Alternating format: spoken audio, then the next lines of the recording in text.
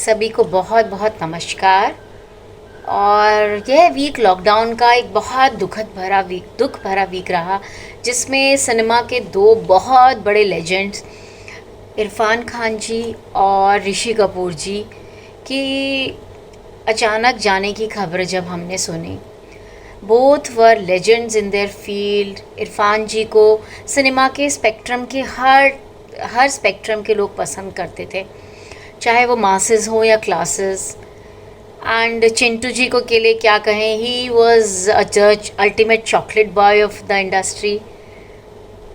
And आज ही मैं इरफान की जो वाइफ हैं सुप्ता सरकार, उनका एक ओपन लेटर पढ़ रही थी सॉरी, जिसमें उन्होंने लिखा हुआ था कि इरफान का जाना है, it's not a loss, it's a gain. So I was taken back कि भाई ये क्या उन्होंने लिखा है कि it's not a loss, it's a gain. Then I went through the letter again and again, and then I found out what brave lady she is, and she stood like a rock besides her husband through his struggles with cancer.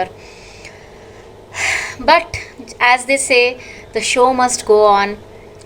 We will definitely miss these stars on the screen.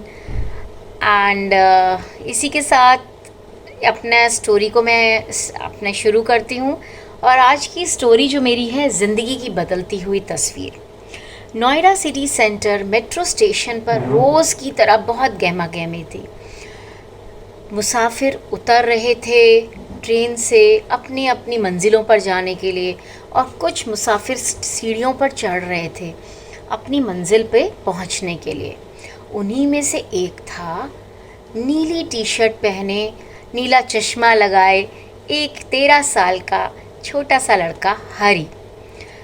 नीचे उतरकर सीढ़ियों पर हरी इधर उधर देखने लगा। क्यों, आज भी जगह नहीं मिली क्या? रिक्शे पर बैठे आदमी ने उससे पूछा। अरे क्या बताऊं बाबा, फिर वो किताब वाले ने मेरी जगह ले ली है। सोचता हूँ इस सीढ़ियों के नीचे ही अपना टाट बिछा लेता हूँ। हरी ने ऐसा कहकर अपना टाट बिछाने के लिए जैसे ही आगे बढ़ा, तभी पेड़ के नीचे खड़ा बेलपुरी वाला बोल पड़ा। अरे पेड़ के नीचे कहाँ बैठोगे? कौन तुम्हें वहाँ देखेगा? कौन तुम्हारे पास आएगा उस पेड़ के नीचे? ऐसा करो, मेरे पास आके बैठ जाओ।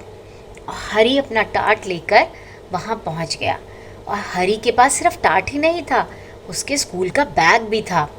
हरी ने टाट बिछाया और बैग में से एक वेइंग मशीन निकाल कर उस पर रख दी, और साथ में अपनी बैग में से अपनी किताब निकालकर पढ़ने लगा।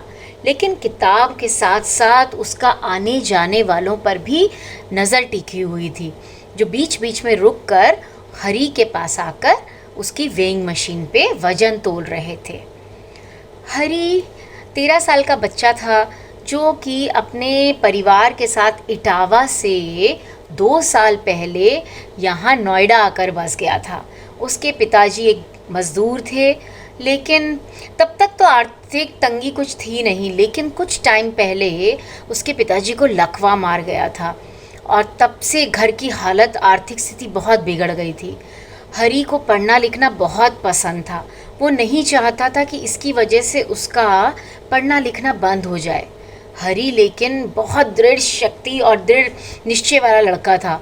उसने इस चीज़ को आड़े नहीं आने दिया, और अपने घर में रखी हुई वेइंग मशीन को लेकर पहुंच गया एक दिन मेट्रो स्टेशन पर। और बैठकर पहले दिन उसने जब वो 60 रुपये की कमाई की, तो उसने अब सोच लिया कि अब वो अपनी पढ़ाई नहीं रोकेगा। रोज़ की तरह हरी अपनी किताबों में नज़र गड़ाए लोगों का इंतज़ार कर रहा था। वेइंग मशीन पे वे करोगे क्या? हरी को किसी की भारी आवाज़ सुनाई दी। हरी ने किताबों पे से नज़र उठाकर जब ऊपर देखा, तो वहाँ एक बड़ा लंबा चौड़ा आदमी खड़ा था, जिसने फ़ौज की वर्दी पहनी थी। हरी तुरंत से खड़ा हो गया और बोला, क्यों नहीं सर, ज़रूर करेंगे। और उस आदमी ने उसको वेइंग मशीन पे खड़ा हो गया। छोटा सा हरी उस आदमी को ताकता रहा। उसकी वर्दी देखकर उसे याद आ गया, उसका भी तो यही सपना है, बड़े होकर हरी भी फ़ौज में भर्ती होना चाहता है। 5 रुपये पकड़ाकर आदमी आगे बढ़ गया। हरी उसके पीछे पीछे भागा। सर 5 नहीं, आप ज़्यादा दे गए हैं, इसके तो सिर्फ 2 ही रुपए बनते हैं। अरे रख लो, मैंने ही तुम्हें ज़्यादा दिए हैं। लेकिन हरी ने उसके पैसे वापस लौटा कर बोला, नहीं सर, वेइंग मशीन के सिर्फ 2 ही रुपए लगते हैं। उसकी आंखों में जो आत्मविश्वास और चमक थी, वो फौजी उसे देखता ही रह गया। हरी की बहुत लंबी लंबी इच्छाएं थी, बहुत उसके मन में, जो छोटे से मन में बहुत कर गुजरने की इच्छाएं थी। हरी रोज़ की तरह आज भी अपनी टाट पर बैठा किताबों में नज़र गड़ाए, स्कूल के बाद आकर अपना बस्ता लेकर और वहाँ पर किताबों में नज़र गड़ाए बैठा था। तभी दूर से राजू काका दौड़ते दौड़ते हरी के पास आए और बोले, अरे हरी, तू तो स्टार बन गया बे, तेरी फ़ोटो अखबार में छपी है।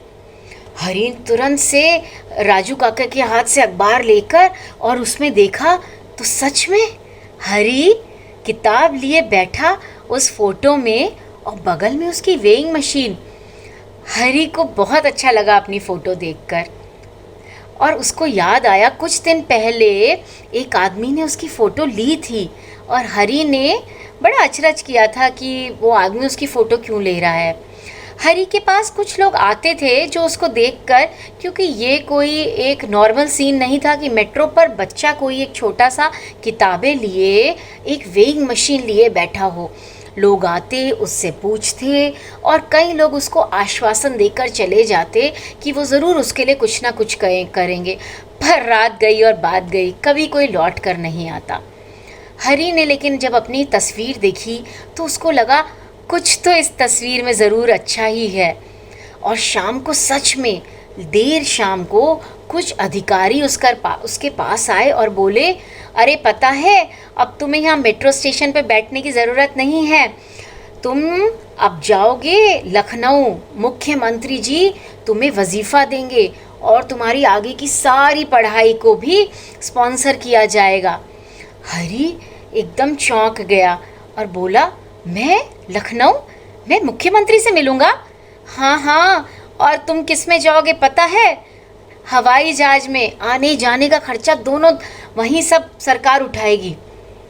और हरी को अगले दिन ही मुख्यमंत्री जी के सामने तालियों की गड़गड़ाहट के बीच में काफ़ी सारा पैसा मिला सरकार की तरफ से, जिससे कि उसने आगे की पढ़ाई अपनी, उसकी आंखों में एक सपने जाग उठे कि अब हरी को अपनी पढ़ाई पूरी करने से कोई नहीं रोक सकता।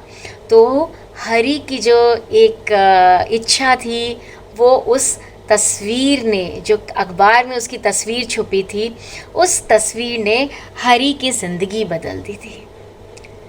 तो ये थी मेरी आज की कहानी। सभी को नमस्कार, घर में रहिए, सेफ रहिए, फिर मिलते हैं दूसरी कहानी के साथ। धन्यवाद।